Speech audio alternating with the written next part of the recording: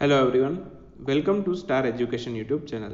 Star education YouTube ચેનલમાં આપ સૌનું ખૂબ ખૂબ સ્વાગત છે. આજનો જે વિડીયો છે એમાં આપણે ચર્ચા કરીશું 21 નવેમ્બરના તમામ મહત્વના કરંટ અફેર. ડેઇલી માત્ર 10 મિનિટની અંદર દિવસના જે પણ કઈ અગત્યના કરંટ અફેર હોય છે, જે તમારી પરીક્ષા માટે મહત્વપૂર્ણ હોય છે, તમામ કરંટ અફેર માત્ર 10 મિનિટની અંદર કવર કરી લઈએ છીએ. તો આ વિડીયો જીપીએસસી અને ગુણ સેવાની તમામ પરીક્ષાઓમાં ઉપયોગી બનશે. ટેલિગ્રામ ચેનલમાં જોડાઈ શકો છો. ટેલિગ્રામમાં માત્ર સર્ચ કરજો સ્ટાર એજ્યુકેશન, એટલે આ પ્રકારે ટેલિગ્રામ ચેનલ મળી જશે. બાકી વોટ્સએપ ગ્રુપમાં જોડાવવું હોય તો 5 નવા વોટ્સએપ ગ્રુપની લિંક ડિસ્ક્રિપ્શનમાં છે. કોઈ પણ એક વોટ્સએપ ગ્રુપમાં જોડાઈ શકો છો. શરૂ કરીએ આજનો 21 નવેમ્બરનો વિડીયો. સૌથી પહેલો પ્રશ્ન આજના વિડીયોમાં: તાજેતરમાં મેયા સાંડુ કયા દેશના નવા રાષ્ટ્રપતિ તરીકે ચૂંટાઈ આવ્યા છે? મેયા સાંડુ માલડોવાના નવા રાષ્ટ્રપતિ બન્યા છે. તો આન્સર આવશે ઓપ્શન બી, મેયા સાંડુ.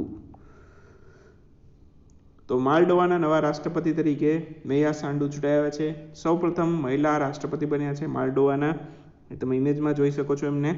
અને બાકી માલડોવાની વાત આવી છે તો માલડોવા યુરોપનો એક દેશ છે. માલડોવાની રાજધાની કિશિનાવ છે અને ત્યાંનું ચલણ છે લેવ. બરાબર, એટલા પોઈન્ટ આમાંથી યાદ રાખવાના. વિશ્વ શૌચાલય દિવસ એની ઉજવણી ક્યારે કરવામાં આવી? વિશ્વ શૌચાલય દિવસ એની ઉજવણી કરવામાં આવી હતી 19 નવેમ્બરના રોજ, એટલે કે 2 દિવસ પહેલા. તો આન્સર આવશે ઓપ્શન સી, 19 નવેમ્બર. વિશ્વ શૌચાલય દિવસ છે એની ઉજવણી દર વર્ષે કરવામાં આવે છે 19 નવેમ્બરે. સંયુક્ત રાષ્ટ્ર દ્વારા આની ઉજવણી કરવામાં આવે છે. બરાબર, અને અંગ્રેજીમાં કયો આને તો વર્લ્ડ ટોયલેટ ડે પણ કહેવાય. અને બાકી આ વખતની થીમ શું હતી? Sustainable sanitisation and climate change. Sustainable sanitisation and climate change આ વખતની 2020ની થીમ હતી. અને બાકી સૌથી પહેલી વખત આ દિવસની ઉજવણી ક્યારે થઈ? 2001માં. બરાબર. નોર્મલી જ્યારે પણ કોઈ દિવસને લગતા ક્વેશ્ચન હોય, 3 પોઈન્ટમાંથી જ આના ક્વેશ્ચન ક્રિએટ થાય. એક તો કઈ તારીખે દિવસ ઉજવાયો, બરાબર, થીમ શું હતી એની, અને સૌથી પહેલી વખત ક્યારે ઉજવાયો. આ 3 પોઈન્ટમાંથી જ ક્વેશ્ચન બને. બરાબર, અને કોના દ્વારા ઉજવણી કરવામાં આવે છે, બહુ તો એવું પૂછે. તો એ પણ આવી ગયું સંયુક્ત રાષ્ટ્ર. આંતરરાષ્ટ્રીય પુરુષ દિવસની ઉજવણી ક્યારે કરવામાં આવી? આંતરરાષ્ટ્રીય પુરુષ દિવસ પણ ઉજવાય છે 19 નવેમ્બરે. તો આન્સર આવશે ઓપ્શન સી, 19 નવેમ્બર. તો આંતરરાષ્ટ્રીય પુરુષ દિવસ કયો હતો? તો ઇન્ટરનેશનલ મેન્સ ડે. બરાબર, તો ઉજવણી થાય છે 19 નવેમ્બરે. હજી એક દિવસ છે રાષ્ટ્રીય એકીકરણ દિવસ. રાષ્ટ્રીય એકીકરણ દિવસ છે એની ઉજવણી પણ 19 નવેમ્બરે થાય છે. 19 નવેમ્બરે ઇન્દિરા ગાંધી છે, એમની જન્મજયંતિ છે. તો એમની યાદમાં રાષ્ટ્રીય એકીકરણ દિવસની ઉજવણી કરવામાં આવે છે.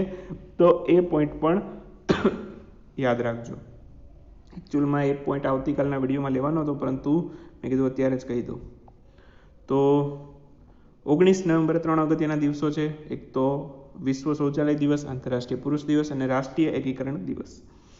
બાકી આ વખતની થીમ શું હતી? Better health for men and boys. Better health for men and boys 2020ની થીમ હતી.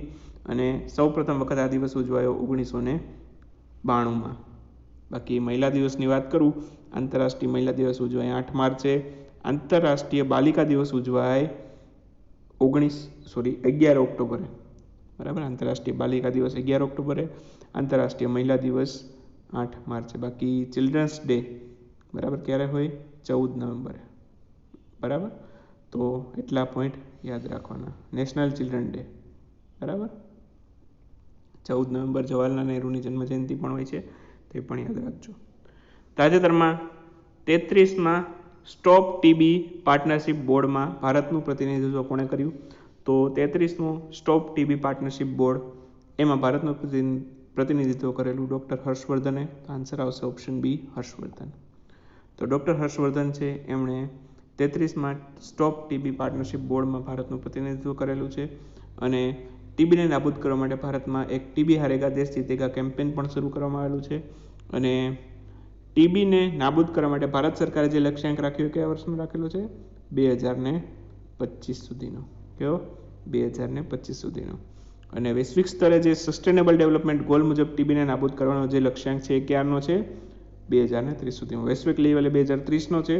બાકી ભારતમાં 2025 સુધીનો લક્ષ્યાંક રાખવામાં આવેલો છે ટીબીને નાબૂદ કરવા માટે. ટીબી માટેની જે વેક્સિન છે એમનું નામ શું છે? બીસીજી. બરાબર, તે પણ યાદ રાખજો.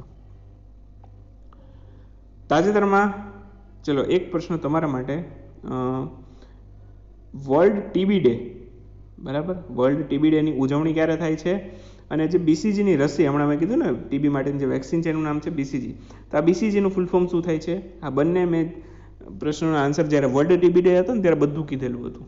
બરાબર, તો આવડવું જોઈએ. તાજેતરમાં વિજયનગરને કયા રાજ્યનો 31મો જિલ્લો બનાવવામાં આવેલો છે? વિજયનગર કર્ણાટકનો 31મો જિલ્લો બનશે, તો આન્સર આવશે ઓપ્શન બી.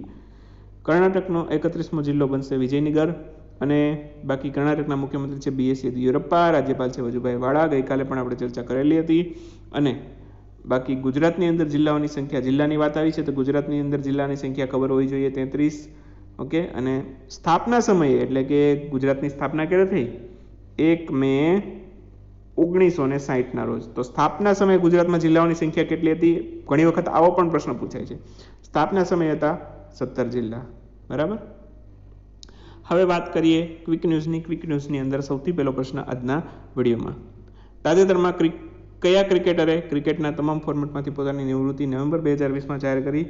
તો હાલમાં જ સુદીપ ત્યાગી છે, એમણે ક્રિકેટના તમામ ફોર્મેટમાંથી પોતાની નિવૃત્તિ જાહેર કરી. આન્સર આવશે સુદીપ ત્યાગી. તાજેતરમાં ભારત રત્ન ડોક્ટર આંબેડકર એવોર્ડ કઈ અભિનેત્રીને સન્માનિત કરવામાં આવેલો છે? ભારત રત્ન ડોક્ટર આંબેડકર એવોર્ડથી સન્માનિત કરવામાં આવે છે રીચા ચડ્ડાને. આન્સર આવશે રીચા ચડ્ડા. તાજેતરમાં કયા રાજ્યની સરકારે એક મેડિકલ મોબાઈલ યુનિટ જેનું નામ છે જીવનધારા એની શરૂઆત કરી છે? તો મેડિકલ મોબાઈલ યુનિટ જેનું નામ છે જીવનધારા આની શરૂઆત કરી છે હિમાચલ પ્રદેશની સરકારે. હિમાચલ પ્રદેશના મુખ્યમંત્રી અને રાજ્યપાલ તમારે મને કોમેન્ટમાં કહેવાના. તાજેતરમાં ધ લાસ્ટ ક્વીન નામનું પુસ્તક લોન્ચ થયું. આ ચર્ચિત પુસ્તકના લેખક કોણ છે? તો હાલમાં જ આ ધ લાસ્ટ ક્વીન નામનું પુસ્તક લોન્ચ થયું. એના લેખક છે ચિત્રા બેનર્જી. આન્સર આવશે ચિત્રા બેનર્જી. તાજેતરમાં ભારતનું સુપર કોમ્પ્યુટર જેનું નામ છે પરમસિદ્ધ, એને વિશ્વના 500 પ્રતિષ્ઠિત કમ્પ્યુટરની લિસ્ટમાં સામેલ કરવામાં આવેલું. એનું સ્થાન કેટલામું છે? તો પરમસિદ્ધ સુપર કોમ્પ્યુટરનું સ્થાન છે આ લિસ્ટમાં 63મું. કેટલામું? 63મું, 63rd. તાજેતરમાં અ પ્રોમિસ્ડ લેન્ડ આ પુસ્તકનું વિમોચન પણ હમણાં જ થયું. આ પુસ્તકના લેખક છે એ કયા દેશના પૂર્વ રાષ્ટ્રપતિ છે? આ પુસ્તકના જે લેખક છે એનું નામ છે બરાક ઓબામા. બરાક ઓબામા કયા દેશના રાષ્ટ્રપતિ છે? અમેરિકાના. બરાબર, તો ક્વેશ્ચન અહીંથી પણ આવે કે કયા દેશના પૂર્વ રાષ્ટ્રપતિ દ્વારા લખવામાં આવેલું. બરાબર, તો એ ખબર હોવી જોઈએ કે કોણે લખેલું, ત્યારે ખબર પડે ને કયા દેશના પૂર્વ રાષ્ટ્રપતિ હતા. તો ક્વેશ્ચન કેટલો ટ્વિસ્ટ કરેલો છે તમે પણ જોઈ શકો છો.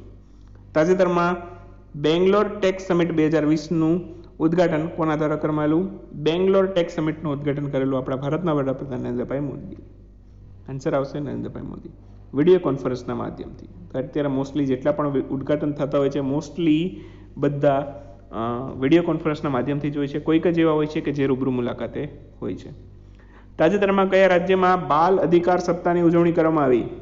બાલ અધિકાર સપ્તાહની ઉજવણી કરવામાં આવી રાજસ્થાનમાં. રાજસ્થાનના મુખ્યમંત્રી છે અશોક ગેહલોત.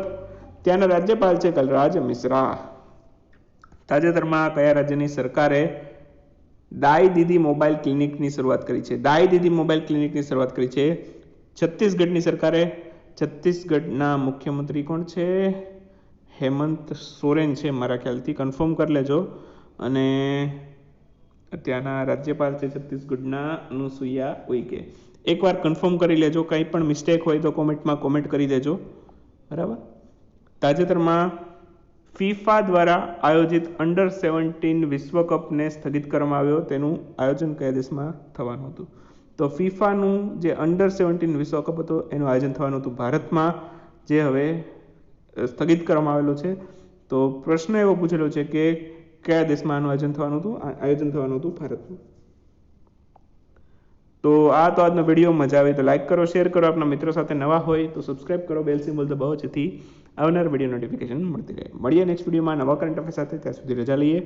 આવજો, બાય બાય, ગુડ નાઇટ અને શુભરાત્રી.